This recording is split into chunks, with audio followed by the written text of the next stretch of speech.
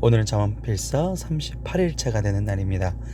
잠언필서 38일차는 잠언 14장 28절부터 35절 육신의 병을 가져오는 마음의 병이라는 제목으로 저와 함께 나눠보시도록 하겠습니다.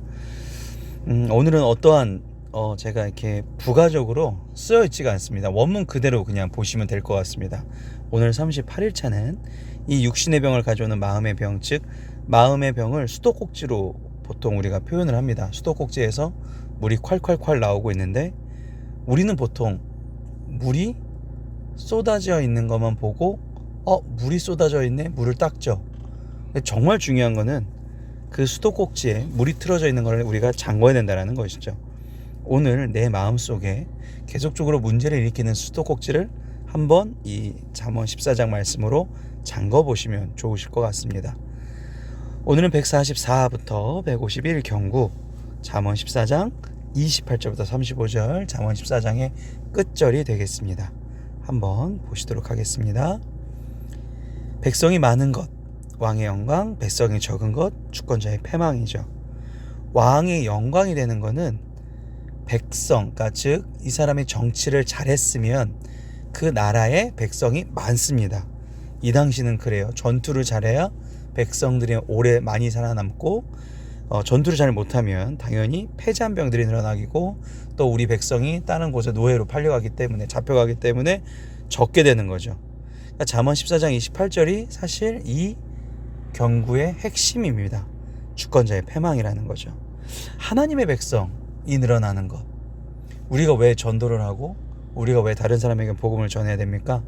다른 사람, 즉 지옥 가는 백성이 하늘나라 백성을 만들게 되면 하나님께서 가장 기뻐하시는 영광, 하나님께 영광이 되기 위해서 우리가 그런 일을 하는 것이죠. 29절 노하기를 더디하는 자는 크게 명철하여도 마음이 조급한 자는 어리석음을 나타낸다. 그러니까 이 사람이 얼마나 지혜롭냐. 그러니까 예를 들어서 화가 없는 사람이 누가 있겠습니까? 승질 없는 사람이 누가 있어요? 다 승질이 있죠. 그런데 어떻게 이 사람이 지혜롭냐, 무엇을 배웠느냐, 우리 지난 시간에 따르면 얼마나 훈련을 잘했느냐에 따라 노하기를 더디할 수 있는 거죠. 마음이 조급하다라는 것은 내가 내 마음의 결정을 빨리 한다는 겁니다. 확실히 그런 사람들은 어리석음을 나타내게 되는 것이죠. 평온한 마음은 육신의 생명이나 시기는 뼈를 썩게 하느니라. 그러니까 누군가에 대해서 나와 비교해서 이런 자존감을 채우려는 마음이 들 때가 있어요. 내가 저 사람보다 내가 저 사람보다는 조금 더 나을 사람이다. 이게 스스로 막 이렇게 인정하려는 마음으로 다른 사람을 도려 이제 하향 평준을 만드는 거죠. 하향 평등, 완전히 이제 내리려고 하는 건데 그런 마음을 가지면 결국 시기는 다른 사람을 그렇게 질투하고 다른 사람을 음해하려 그러면 내 뼈가 썩게 된다라는 것이죠. 그래서 육신의 생명과 뼈를 썩게 하는 것을 대구를 잘 보시면서 어떻게 살아가는 것이 내 육체에도 도움이 될지 30절 보시면 되겠습니다. 31절 말씀, 가난한 사람을 학대하는 자는 그를 지으신 이를 멸시하는 자요. 하나님께서 만드신 모든 사람들을 우리는 존중해야 될 필요성이 있는 것이죠. 그 사람을 어떻게 여깁니까? 불쌍히 여기는 자는 주를 공경하는 자다.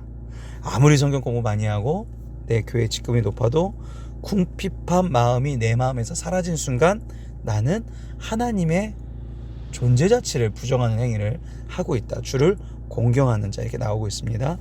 32절입니다. 악인은 그의 환난에 엎드려져도 의인은 그의 죽음에도 소망이 있느니라.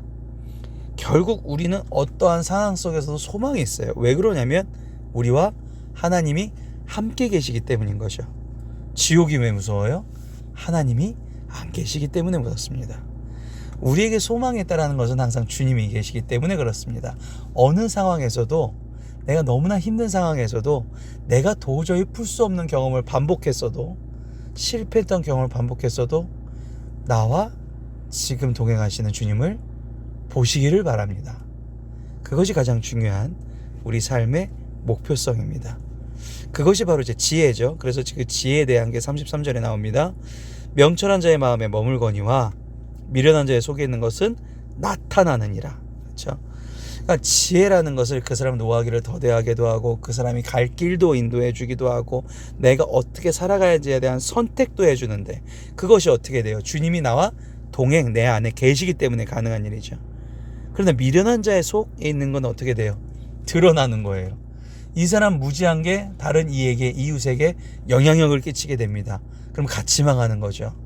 오늘도 하나님의 지혜가 여러분 안에 그리고 그 지혜를 통해서 여러분의 자손 대대로 지혜가 전달되기를 주님의 이름으로 간절히 축원합니다. 이게 가정뿐만 아니죠. 나라도 나옵니다. 공의는 나라를 영화롭게 하고 죄는 백성을 욕되게 하느니라. 우리 아까 처음 시작했던 말씀 그 나라 정말로 이 왕의 영광이 되는 백성이 정말 영화롭게 되는 이거에 따라서 34절도 이제 얘기를 하는 거죠. 하나님의 뜻에 따라서 공의 하나님의 뜻에 따라서 그것을 지켜가는 나라는 영화롭게 되고 죄는 백성을 욕되게 하고 명예냐 불명예냐. 마지막 35절입니다. 슬기롭게 행하는 신하는 왕에게 은총을 입고 우리는 사도죠. 그죠? 사도죠. 욕을 끼치는 신하는 그의 진노를 당한. 그러니까 저도 그 사람들한테 상처받은 적이 많은데 하나님한테 이렇게 제가 한번 이렇게 떼찌를 당한 적이 있습니다. 매맞은 적이 있어요. 그러니까 신앙생활 해보신 분들은 이게 하나님께서 나를 잠깐 정신 차리게 하셨구나, 맴매를 하셨구나라는 걸 느끼는 순간이 오십니다.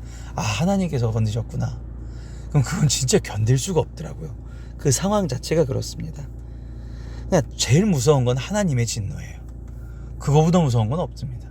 그러니까 그거를 겪고 난 이후에는 사람이 나에게 아무리 해도 시편 117편에 보면 나올 거예요.